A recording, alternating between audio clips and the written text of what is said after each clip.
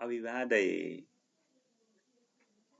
अत्र अन्तर्जालीयमाध्यमेन सरल संस्कृत शिक्षणकार्यक्रमे भवतां भवतीनां च सुस्वागतं व्याहरामि।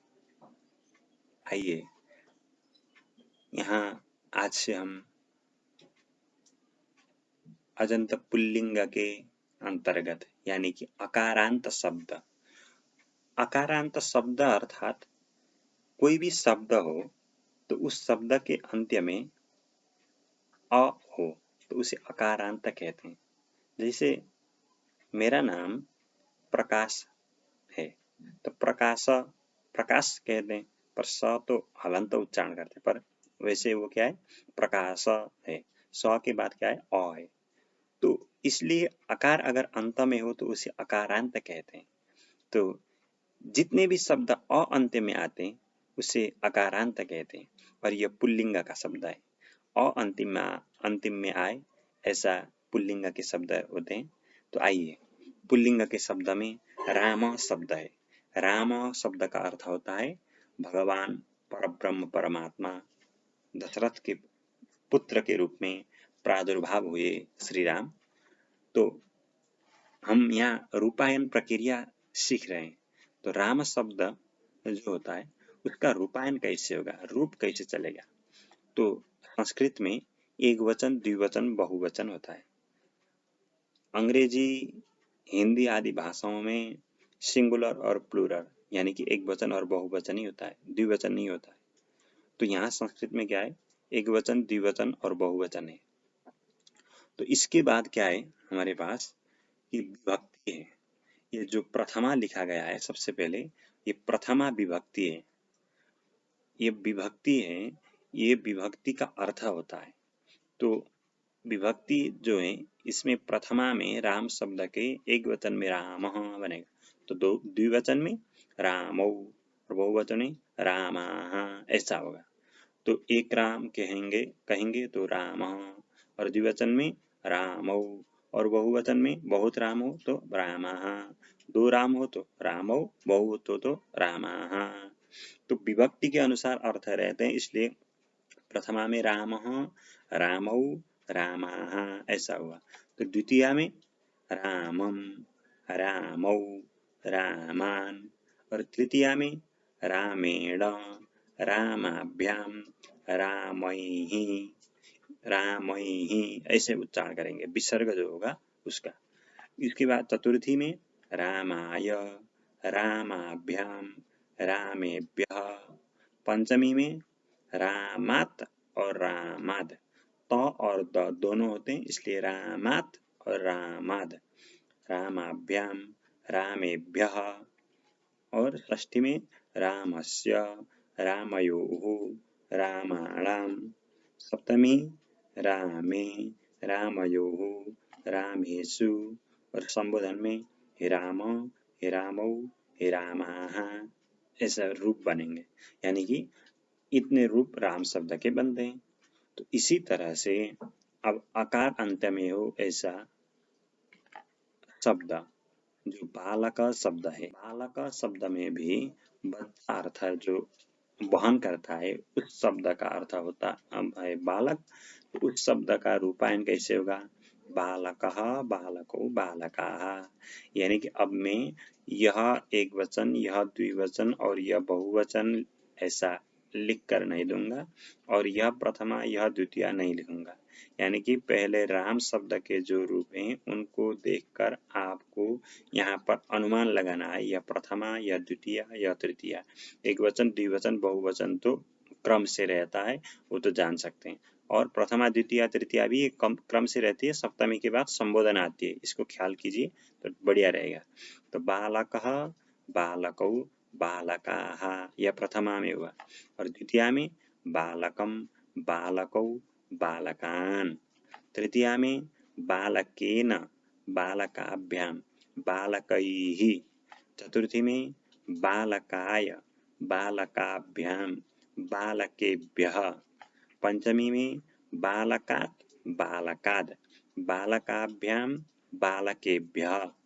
षष्ठी में बालकस्य, बालकयोः, बालकानां। सप्तमी में बालके, बालकयोः, बालकेषु। संबोधन में हे बालक, हे बालकौ, हे बालकाः। तो इसमें और राम में अकारांत होते हुए भी दो जगह पर अंतर होने के कारण मैंने यहाँ पर दो रूप उपस्थित किया है अकारांतों का, यानी कि तृतीया के एक वचन में और षष्ठी के बहुवचन में। राम शब्द में रामेण था, ट ठ ड ढ ण, और षष्ठी का बहुवचन में नाम की जगह राम था, बालका नाम है, वहाँ रामाणाम था।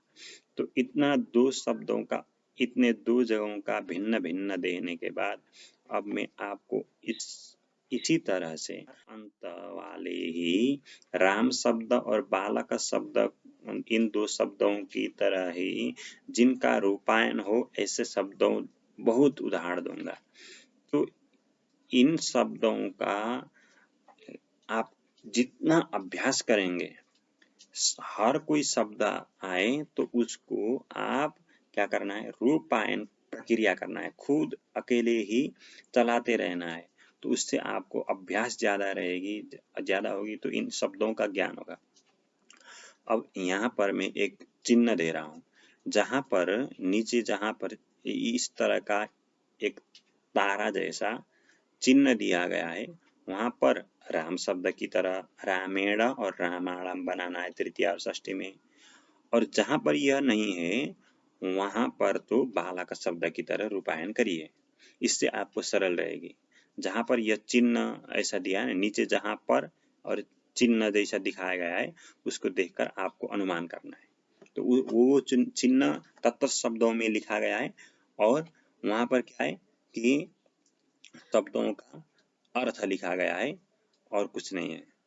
अब यहाँ पर आप देख सकते हैं अश्वः, घोड़ा, इसका ये बालक शब्द की तरह चलेगा, तो इसको रूप चलाइए।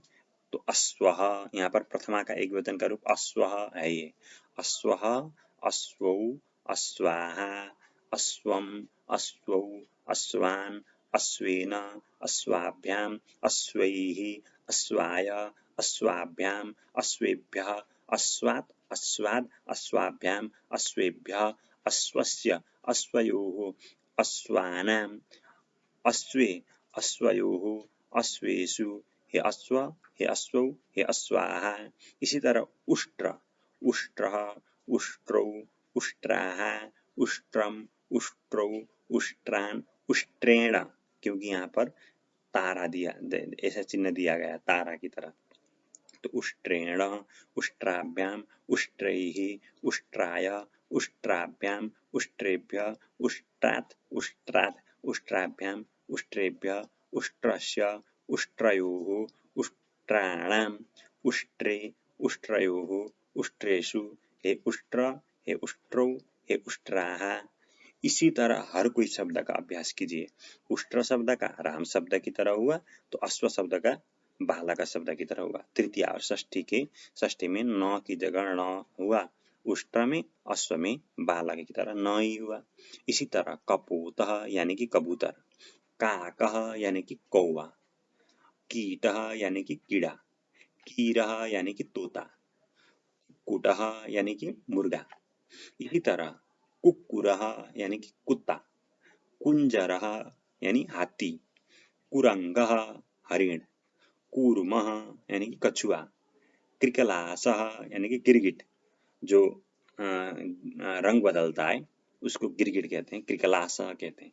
कोकः यानी कि चकवा, खरः यानी कि गधा, गंडकः यानी गेंडा, गिद्धः यानी कि गीद, छागः यानी कि बकरा, अज भी कहते हैं, उस बकरा को अजह भी कहते हैं, पीकः यानी कि कोयल, बरहिणा यानी कि मोर, भालुकः यानी कि रीछ, भृंगः यानी कि भ्रमर, मकरः यानी मगरमच्छ, मंडूकः मेंढक, मदकुणः खटमल, मरकटः बंदर, महिषः भैंसा, मार्जारः यानी बिल्ला, मूषिकः चूहा, मृगादनः चीता, मेषः मेढा, वराह सुअर, वृश्चिकः बिच्छू, शशकः खरगोश, श्रृगालः गीदड़।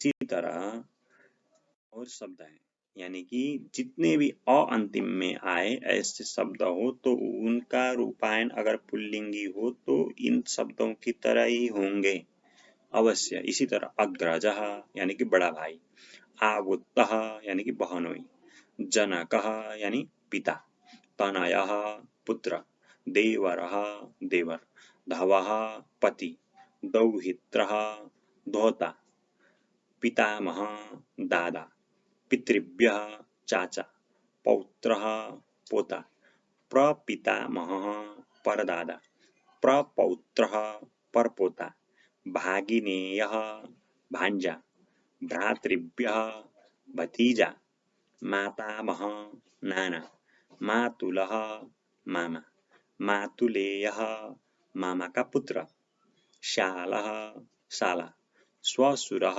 ससुर, शोदरः सगा भाई, अज्ञः मूर्ख, अध्यापकः अध्यापक, अर्चकः पुजारी, कर्णेजपः चुगलखोर, काकः काना, कृपणः कंजूस, खलः दुष्ट, चिकित्सकः वैद्य डॉक्टर, जिह्मः कुटिल, तस्करः चोर, दर्शकः दर्शक, धनिकः धनी, नापितः नाई, नाविकः मल्लाह, निशाचरः राक्षस, निस्वः निर्धन, नृपः राजा, न्यायाधीशः जज, परिचारकः यानी कि सेवक, पाचकः रसोइया, याचकः भिक्षु, रुग्णः यानी कि रोगी।